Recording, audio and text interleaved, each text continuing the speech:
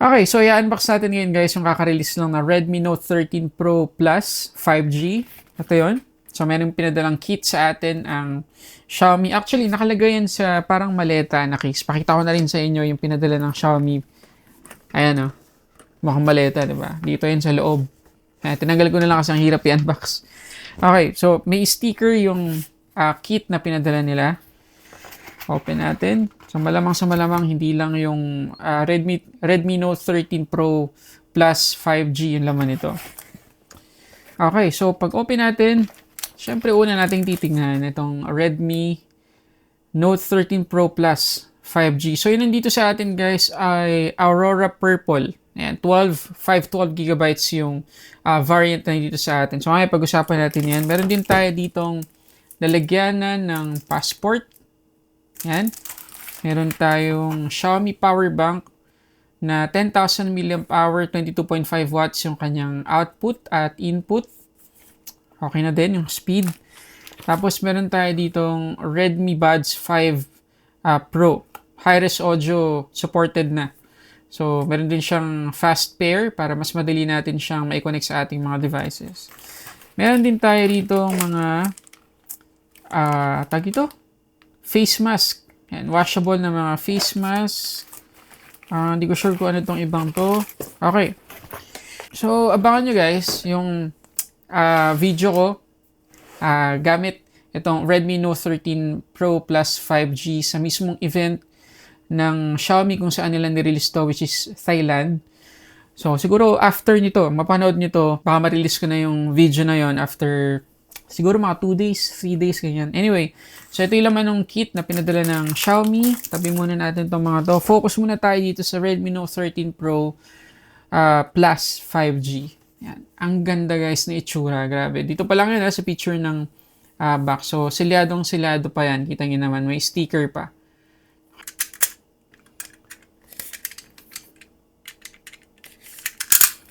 Okay, open natin. Okay, so unang makikita ay document sleeve na merong Redmi by Xiaomi. Okay, tabi muna natin. Tingnan muna natin tong document sleeve. Merong SIM ejector pin. Meron din tayong case at saka documentation. Ayan, ito yung kanyang case. Parang lahat na halos ng ng nire-release na phone ng Xiaomi, ganito yung case. No? Okay naman. Okay naman sa akin. Ang laki lang talaga ng butas nung camera module na halos wala ng protection. Anyway. Tapos, ito na yung ating Redmi Note 13 Pro Plus 5G na nakabalot sa protective paper. Ayan. Yan ang kanyang top specs. So, tanggalin natin sa balot.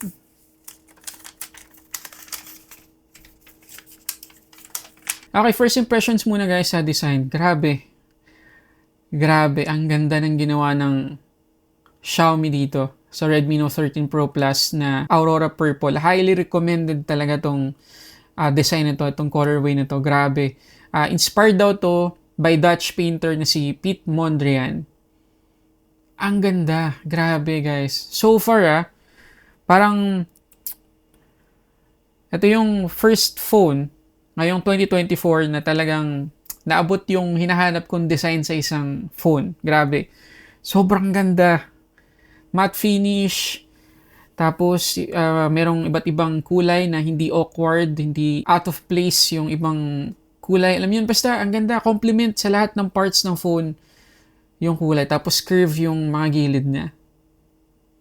Grabe, ang galing ng ginawa ng Xiaomi dito. So, tabi muna natin to guys. Tingnan muna natin ibang laman ng box. Turn on ko lang to. Ayan, naka-turn on na siya. Okay, tabi ko muna. Meron tayo ditong 120 watts na charging brick.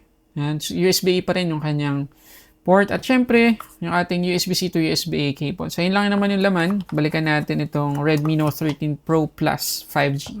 Okay, so na-turn on na natin itong Redmi Note 13 Pro Plus. And set up lang natin siya guys. Tapos kuha ko ng ilang mga data. Pero so far guys curve yung kanyang display.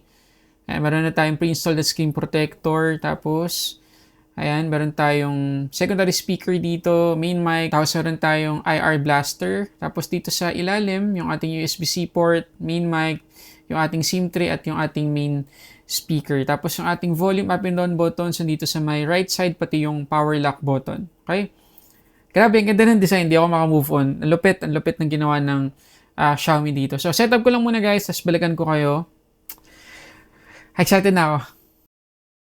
Okay, so na-setup na natin itong Redmi Note 13 Pro Plus. At guys, sobrang ganda ng phone ito. Ito yung default na wallpaper niya kapag na-setup na natin. At makikita naman ninyo na yung kanyang mga bezel mula dito sa baba, papunta sa taas, sa dalawang gilid, sobrang pantay na pantay. Grabe. Parang flagship na flagship yung itsura niya. Napaka-premium. Yan, meron tayong punch hole selfie camera dito sa gitna. And again, kagaya na sinabi ko kanina, meron na tayong pre-installed na screen protector. So talagang gagamitin na lang natin tong phone na to. Meron na tayong case, meron pa tayong screen protector. So, kompleto-kompleto talaga. Okay, so una nating pag-usapan guys ay yung kanyang haptics. Flagship level din guys. Napaka ganda ng feels ng kanyang haptics. I suggest gamitin nyo, huwag nyong patayin, i-enjoy nyo. Mas realistic yung pagpindot natin dahil sa vibration ng phone na to. At next naman ay yung kanyang dual speakers. Malakas din, hindi ako nabitan sa max volume. At clear din yung tunog, hindi sabog kahit naka-max yung volume natin. And maganda yung separation ng left and right. Yun lang, kagaya pa rin ng pala yung sinasabi sa mga Xiaomi phones. Hindi ko gusto yung placement kahit dito sa Redmi Note 13 Pro Plus. Ayan, no? Matatakpan pa rin natin kapag naka-landscape mode tayo. Although mas malakas naman palagi yung main speaker. So, okay lang din. Makakasanayan natin. Pero sana susunod, dito lang din, pantay sila ng main speaker. Ngayon, pagdating naman guys sa display, meron tayo ditong 6.67 inches, AMOLED 1.5K yung resolution, 120Hz yung ating refresh rate, 1,800 nits yung ating peak brightness, 100% yung kanyang P3 coverage, may support to sa HDR10, HDR10+, at Dolby Vision. Protected din to ng Corning Gorilla Glass Victus. So, in short guys, flagship level din yung quality ng display na binigay dito ng Xiaomi. Sobrang ganda ng colors, napaka-accurate. At napansin nyo ba guys, nakaramihan ng mga phone na nirelease ngayon, hindi na 1080p resolution, talagang 1.5K na. So, talagang mas sharp yung quality ng mga videos at images na makikita natin dito sa display. At ang maganda pa dyan guys, yung kanyang Widevine security level ay level 1 na. So makakapag-play tayo ng mga HD content sa mga streaming services. Pero double check natin sa Netflix. Ito guys, ayan, kita nyo naman yung ating max playback resolution, Full HD, at may support siya sa HDR10 at Dolby Vision. Okay, so in-enable natin yung show refresh rate. Makikita ninyo na kapag tinatouch natin yung display 120Hz, tapos bababa to 60Hz, mabilis, kaya makakatipid tayo sa battery. At ang maganda pa dyan, kapag in-on natin yung AOD or always on display, ayan, magiging 30Hz na lang yung kanyang refresh rate. So matipid sa battery kahit pa naka-always on display tayo. Meron kasing mga phones sa ngayon na kahit naka-always on display, 60Hz pa rin yung refresh rate, kaya magastos pa rin sa battery. So mabuti na lang itong Redmi Note 13 Pro Plus 5G, maganda yung response or yung pagbaba ng refresh rate, talagang makakatipid tayo sa battery. So para lang sa kaalaman ng lahat, ito yung kanyang color scheme options. Meron tayong vivid, saturated, standard, at advanced settings kung sakali mang gusto nating manually i-adjust yung timpla ng kulay. At meron din tayong option para may adjust yung color temperature. Pagdating naman sa kanyang performance, naka MIUI 14 tayo dito out of the box, pero upgradable yan sa HyperOS. Tapos naka-Dimensity 7200 Ultra na chipset tayo. 12GB of RAM na LPDDR5. Tapos 512GB UFS 3.1 yung ating storage. Ito yung Antutu score na nakuha natin kapag naka-on yung kanyang MEMfusion or virtual RAM. 720,628. So, try natin ngayong i-off kung bababa o tataas yung score natin. So, ito guys, naging 717,216. So, nabawasan ng kaunti.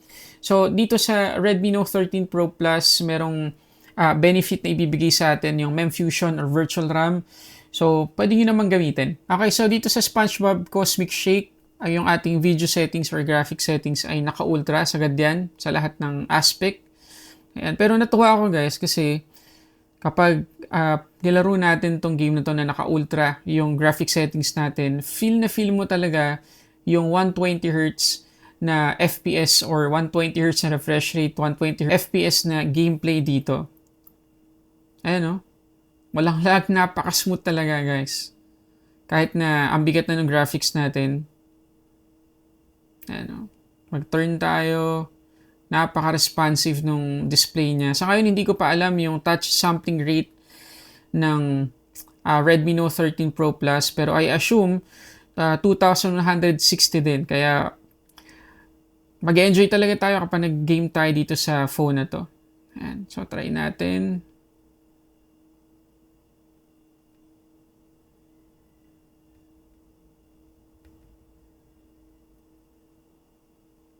Yan o. Again, napaka-smooth guys. Wala naman akong nafe-feel na init until now.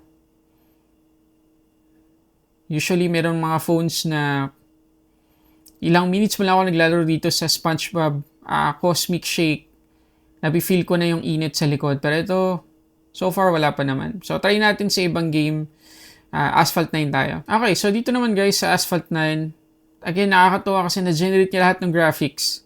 Na-miss ko talaga yung graphics ng Asphalt 9 na kompleto. So, dito sa Redmi Note 13 Pro Plus, ayan o, makikita ninyo may motion blur tayo, lahat ng effects na-generate niya. Napaka-smooth ng gameplay natin, guys. So, maasahan natin dito sa phone na to na kahit pa mabibigat na games, kayang-kaya naman niya. Ngayon, pagdating naman sa kanyang camera, yung main shooter niya ay 200 megapixels, 1.65 yung kanyang aperture, tapos meron na yung OIS, 8 megapixels yung kanyang ultra-wide at 2 megapixels yung macro lens.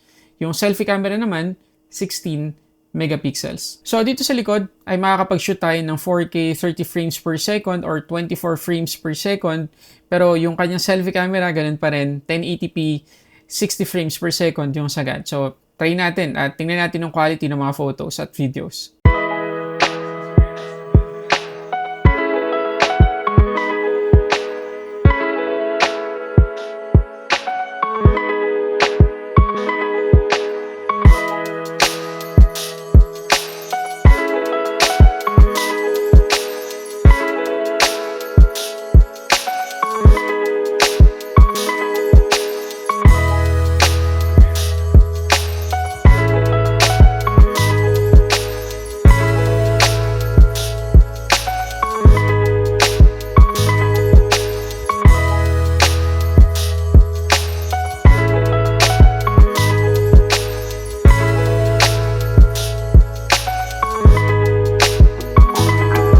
Pagdating naman sa kanyang battery, 5,000 mAh yung kanyang capacity, 120 watts yung kanyang charging speed. So, trinay ko ding i-charge yung phone na to nung nagsiset up ako from 37 to 100%. 25 minutes ko lang na-charge yung phone na to. Ganun yan kabilis. So, i-update ko kayo sa Facebook page ng Sulitek Reviews tungkol sa SOT or screen on time na makukuha natin dito sa Redmi Note 13 Pro Plus. Okay, so far guys, yun na muna yung mga gusto kong i-share tungkol sa phone na to. Meron pa ba kayong gustong malaman dito?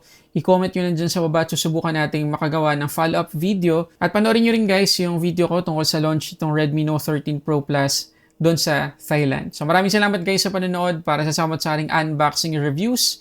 This is Sulit Tech Reviews.